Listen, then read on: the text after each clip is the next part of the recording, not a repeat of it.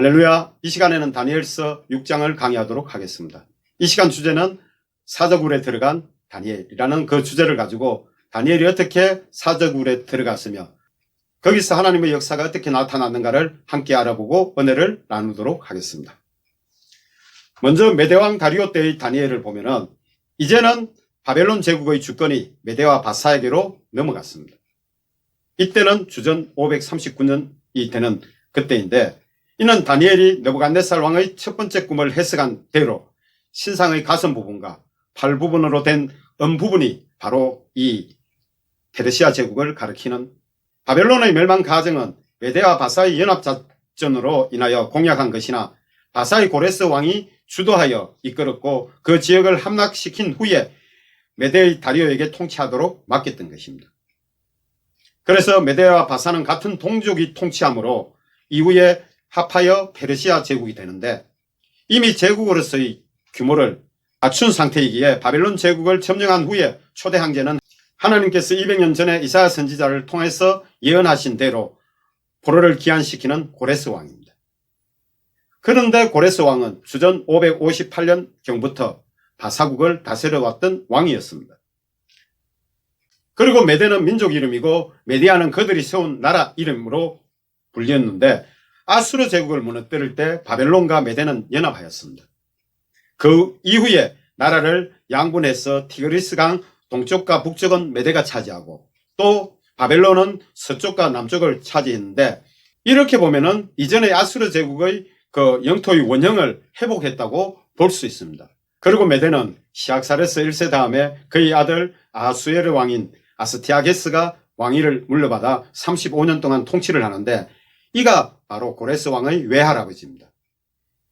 역사가 헤로도토스에 의하면 아스티아게스는 꿈에 자기 딸 만다네가 소변을 보는데 그것이 강물처럼 흘러넘쳐 아시아 전역을 적시는 것을 보고 심상치 않음을 알고 이를 경계하여 딸을 메대의 귀족에게 시집을 보내지 않고 저 멀리 안산의 페르사 봉신왕인 캄비세스 1세에게 시집을 보내게 됩니다.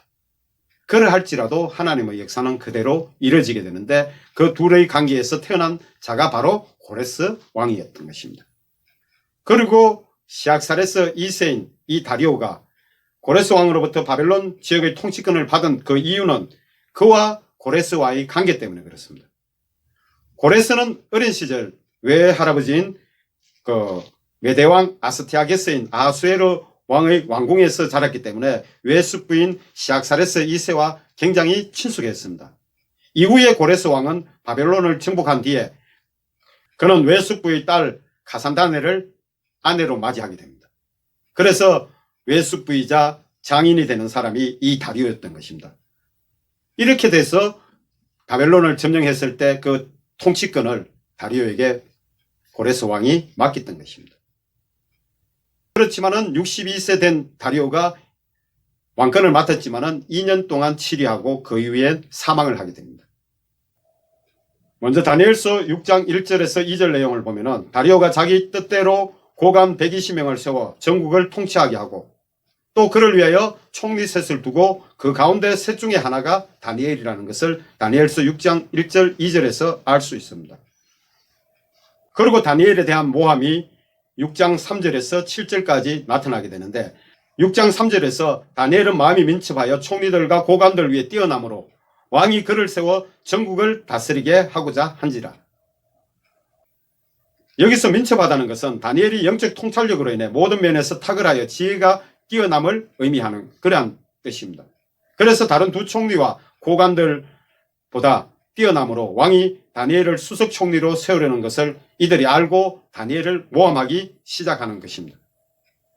그래서 그를 고발할 근거를 찾게 되는데 국사에 대하여 다니엘을 고발할 근거를 찾아봤지만은 아무런 근거나 허물도 찾지 못하고 그래서 그들이 궁리한 끝에 하나님의 율법에서 그 근거를 찾지 못하면은 그를 고발할 수 없으리라고 판단하고 총리들과 고관들이 모여서 작정하고 왕에게 나아가서 왕에게 보고하기를 한 율법을 세우며 한 검령을 정하실 것을 왕에게 아뢰게 됩니다.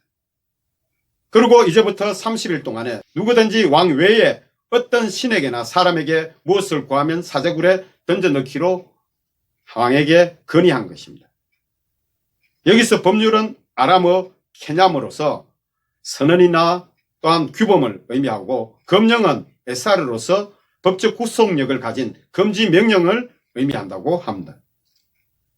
그래서 이들의 의도는 다니엘을 제거하기 위해서 어떤 신에게나 사람에게 무엇을 구한다는 것은 기도를 하는 것을 전제로 하여 그를 못하게 하고자 그것을 꾸몄던 것입니다. 그리고 여기서도 알 수 있듯이 고대에는 왕들을 신격하여 우상으로 섬겼다는 것을 알 수 있습니다. 그리고 8절 9절의 내용을 보면은 그런즉 왕이여 원하건대 검령을 세우시고 그 조서에 왕의 도장을 찍어 메대와 바사의 고치지 아니하는 규례를 따라 그것을 다시 고치지 못하게 하옵소서 하며 이에 다리오 왕이 조서에 왕의 도장을 찍어 검령을 내니라. 이것은 이들의 계략에 의해서 30일 동안 왕외에 어떤 신이나 사람에게 구하는 것을 못하게 함으로써 다니엘이 기도하는 것을 막으려고 그것으로 인하여 그것을 어기면은 다니엘을 고발하여 사자굴에 던져놓게 하고자 꾸몄던 그러한 계략인데 여기서 메대와 바사의 고치지 아니하는 규례라는 것은 다니엘의 그 사자 사건 후에 다리오가 너무 쉽게 이 조서에 승인했다는 것을 깨닫고 어떻게 해보려 하지만은 어쩔 수가 없다는 것을 더욱더 알 수 있는 구절입니다. 당시 메대와 바사의 법은 왕의 권력으로도 함부로 고치지 못한다는 법령 때문에 어떻게 할 도리가 없었다는 사실을 알고 두 총리와 고관들은 왕에게 작정한 결약으로 법과 검령에 승인을 하도록 했다는 것을 우리가 알 수 있습니다.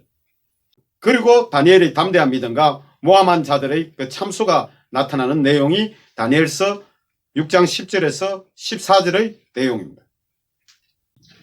6장 10절의 내용을 보면은 다니엘이 이 조서에 왕의 도장이 찍힌 것을 알고도 자기 집에 돌아가서 윗방에 올라가 예루살렘으로 향한 창문을 열고 전에 하던 대로 하루 3번씩 무릎을 꿇고 기도하며 그의 하나님께 감사하였더라. 아멘. 이렇게 나와 있습니다.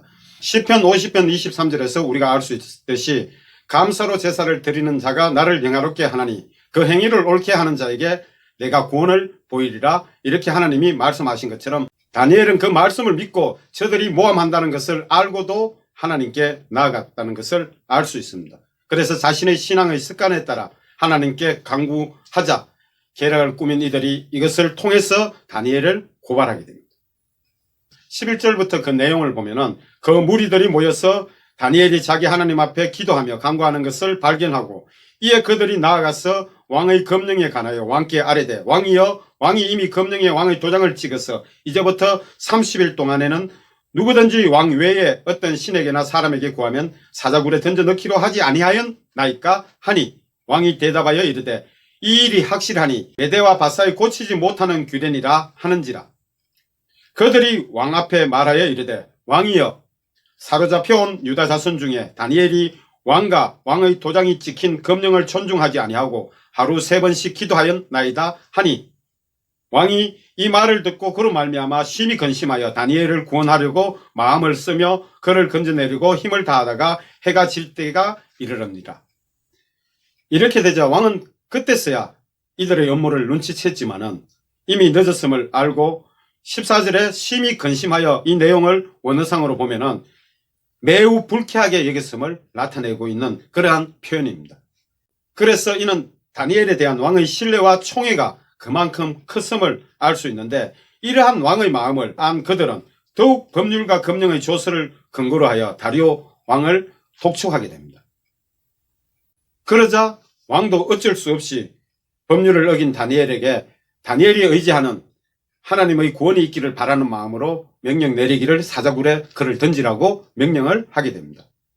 그래서 16절을 보면은 이에 왕이 명령하며 다니엘을 끌어다가 사자굴에 던져 넣는지라. 왕이 다니엘에게 이르되 내가 항상 섬기는 너희 하나님이 너를 구원하시리라 이렇게 말을 하고 그를 보내게 됩니다. 그리고 바벨론에 사자굴이 있었다는 사실은 오리엔트 지역 통치자들에게 흔히 야생 동물원이 있었음을 알려주는 고대 비문들이 이를 증거해주고 있는데 어떤 책에서는 페르시아 사람들이 이러한 전통을 아수르 왕들에게 물려받았다고 하고 있습니다. 다니엘서 6장 17절의 내용을 보면은 이에 돌을 굴려다가 굴어기를 막으며 왕이 그의 도장과 귀족들의 도장으로 봉하였으니 이는 다니엘에 대한 조치를 고치지 못하게 하려 함이었더라. 그만큼 두 총리와 고관들이 이렇게 압박을 함으로써 왕도 어쩔 수 없이 굴러기를 막고 그것을 도장으로 봉인을 했던 것입니다. 그러므로 이러한 사실을 보면은 이 두 총리가 또 고관들이 다니엘을 철저히 제거하고자 하는 그러한 마음이었다는 것을 우리가 이를 통해서 알 수 있습니다. 이렇게 되자 18절에서는 왕이 궁에 들어가서는 밤이 새도록 금식하고 그 앞에 오락을 그치고 잠자기를 마다하니라. 이처럼 왕의 마음은 애간장에 타들어갔기에 식음도 전폐하고 잠까지 전폐하면서 그날 새벽이 되자 급히 사자굴에 가서 슬픈 마음으로 다니엘을 불러봅니다. 이는 한편으로는 다니엘이 믿는 하나님을 믿는 일말의 희망이 그에게 있었기 때문에 그 기대를 가지고 갔다고 볼 수 있습니다. 그러자 살아계신 하나님께서 다니엘을 통해서 또 역사를 하신 것을 우리가 알 수 있는데 이는 다니엘도 살리시고 그의 무고함을 나타내시고 하나님 살아계심을 그대로 나타내시는 역사가 일어난 것입니다. 그래서 다니엘서 6장 20절, 21절, 22절 내용을 보면은 다리오가 굴 앞에 가서 슬픈 소리로 소리 질러서 이제 다니엘을 부르게 됩니다. 하나님의 종 다니엘아, 내가 항상 섬기는 내 하나님이 사자들에게서 능히 너를 구원하셨느냐? 이렇게 소리치자 그 안에서 다니엘이 대답하여 왕이여 원하건대 왕은 만수무강하옵소서, 이런 대답이 들려온 것입니다. 그때는 다리오가 얼마나 기뻤겠습니까? 놀라기도 하고. 그러자 나의 하나님이 이미 그의 천사를 보내어 사자들의 입을 봉하셨으므로 사자들이 나를 상하게 하지 못하였사오니 이는 나의 무지함이 그 앞에 명백함이오며 또 왕이여 나는 왕에게도 해를 끼치지 아니하였나이다. 이렇게 다니엘이 대답하자 왕이 바로 명령하여 다니엘을 끌어올리라고 명령을 내립니다. 올라온 다니엘을 보니까 몸도 하나도 상하지 않았고 그에게 하나님의 믿음이 있었다는 것을 다리오는 충분히 알 수 있었던 것입니다. 또 살아계신 하나님을 깨닫게 되고 이렇게 해서 왕의 명령으로 다니엘을 올리고 대신에 명령하여 다니엘을 참수한 사람들을 끌어오게 하고 그들과 그들의 가족, 처자들까지 함께 사자굴에 던져넣게 됩니다.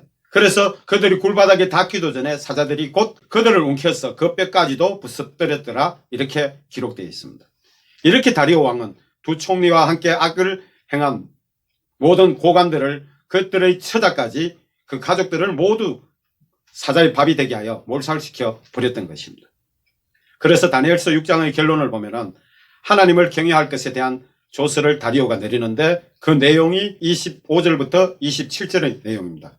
내가 이제 조서를 내리노라. 내 나라 가날 아래 있는 사람들은 다 다니엘의 하나님 앞에서 떨며 두려워할지니 그는 살아계시는 하나님이시요 영원히 변하지 않으실 이시며 그의 나라는 멸망하지 아니할 것이요 그의 근세는 무궁할 것이며 그는 구원도 하시며 건져내시기도 하시며 하늘에 쓰든지 땅에 쓰든지 이적과 기사를 행하시는 이로써 다니엘을 구원하여 사자의 입에서 벗어나게 하셨음이라.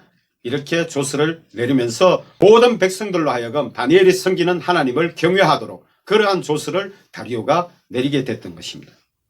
이래서 다니엘은 형통하게 되는데 그 내용이 다니엘서 6장 28절 마지막 절입니다.